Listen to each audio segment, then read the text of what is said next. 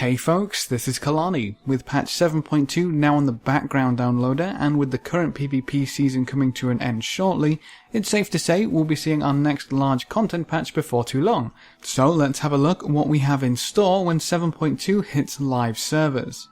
One of the largest pieces of content we'll be getting is the Broken Shore. You'll get there initially by completing an assault on the Broken Shore scenario, where we take the fight to the Legion once more and hope we don't lose another round of special NPCs. The Broken Shore provides a new quest hub to continue the story of Legion, as well as quite a few new grinding options. There are loads of world quests to complete and a whole bunch of rares to kill.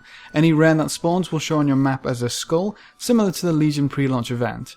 Completing world quests or taking out these rare demons will reward you with Legion Fall supplies, which can be used to construct our base of operations on the Broken Shore. There's 3 different buildings you can contribute to, and once enough people have pumped their supplies into a building, it will get built. Each building can provide a variety of bonuses and buffs, so keeping these buildings active will really benefit your Broken Shore experience.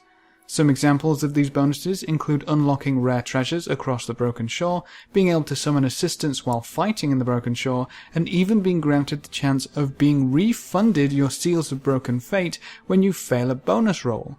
The Legion obviously won't just sit by and let you build these awesome structures though. They'll periodically attack your constructed buildings, so be sure to protect them whenever you see them under attack. They will get destroyed at some point, so you'll have to rebuild them now and then.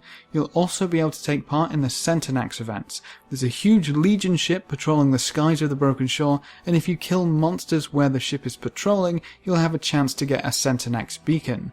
These allow you to open Legion portals and summon forth a whole bunch of monsters. You basically create your own little farming patch. The demons that you kill have a chance of dropping more powerful beacons which summon stronger demons, all the way up to being able to summon a mini-boss. Besides all the shiny loot you're sure to get, all of the demons you kill through these events, and pretty much any other demon on the Broken Shore, can drop a new currency called Nether Shards. These can be used to purchase a variety of toys and fluff items, as well as loot tokens which you can turn into gear for any slot you desire. Some of these tokens also have the chance to create legendary items, so that might be worth looking into.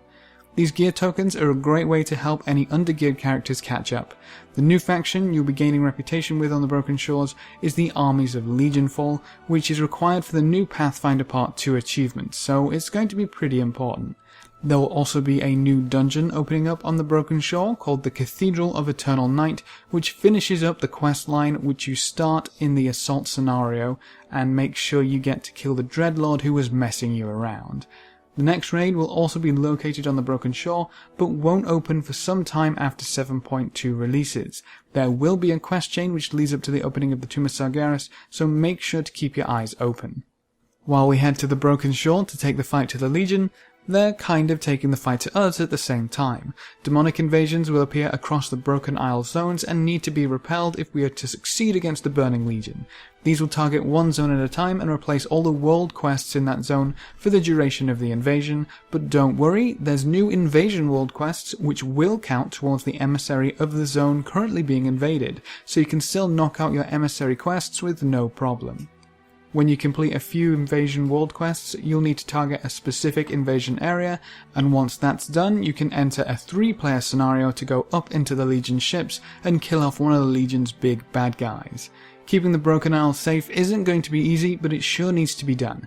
These invasions are one of the best places to earn a whole bunch of Nether Shards and Legion Fall reputation, and the world quests often reward 855 plus gear, and completing the invasion can reward you with 860 plus gear, so it also helps with the gear catch-ups.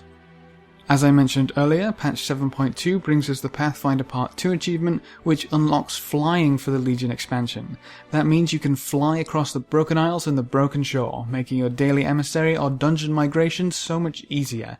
To complete this achievement, you will need to have Pathfinder Part 1 already done. You will need to earn revered reputation with the Armies of Legion Fall faction and explore the Broken Shore in its entirety, as well as repel a Legion assault in Azuna, High Mountain, Stormheim and Val'sharah.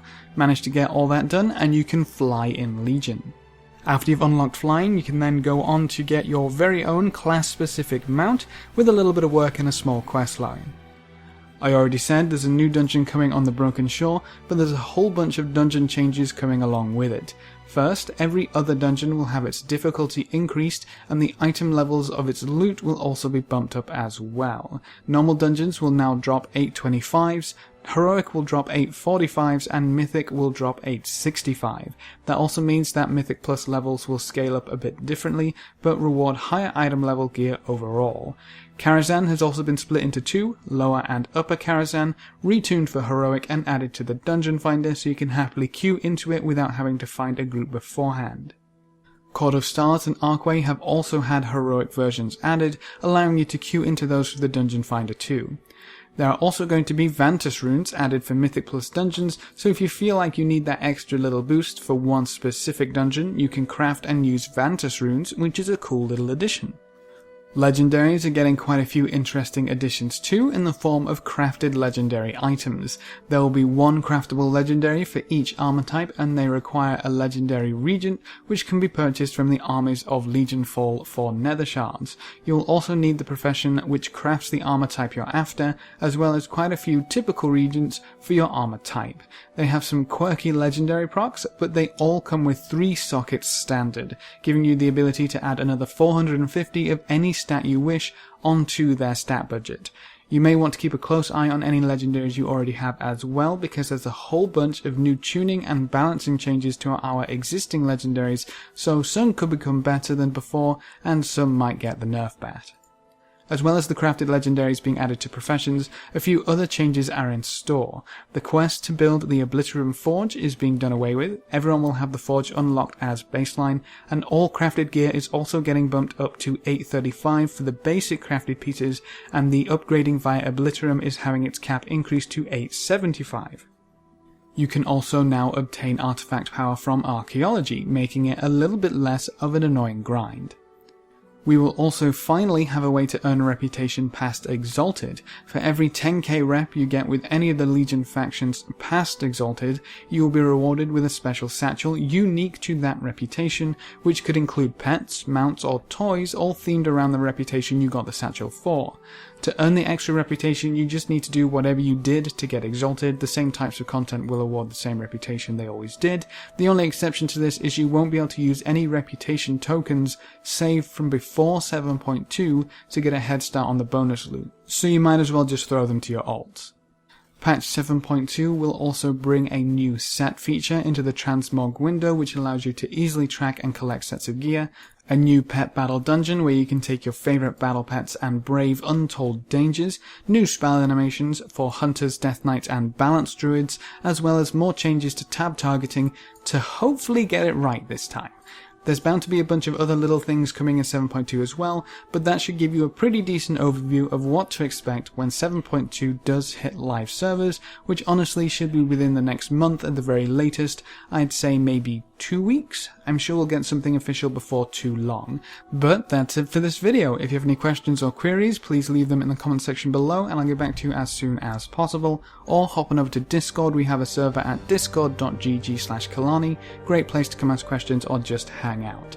Remember to leave a like just below the video before you leave, and if you want to see more, make sure to subscribe. But apart from that, thanks for watching folks, good luck and have fun, and as always I will see you next time.